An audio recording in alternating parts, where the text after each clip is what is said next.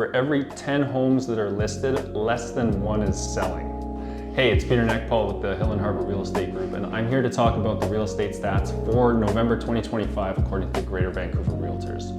So the stats are really setting up a dynamic for a market that is favoring buyers. It's looking less like a traditional market and more like a high-stakes staring contest, characterized by high inventory, price adjustments, and patience. And you know, these drastically opposed numbers with sales volumes plummeting and inventory surging are really setting up, months in, a market that's relatively entrenched. But let's dig into the numbers for a bit. Sales for November were at 1,846, 15% below the November 2024 sales, or 20% below the 10-year seasonal average. In terms of new listings, we're relatively stable, 3,674. That's 1.5% below the November 2024 numbers and only 3.1% above the 10-year seasonal average.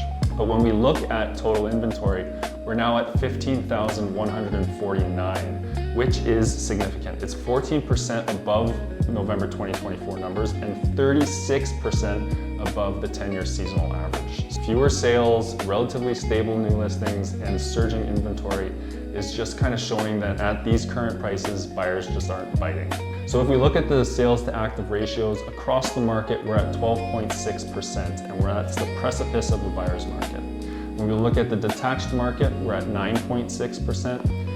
For condos, we're at 13.6%, and for the attached properties, we're at 14.8%. Think about that 9.6% number. For every 10 homes that are listed, less than one is selling. So what's currently working for people out there? Pricing.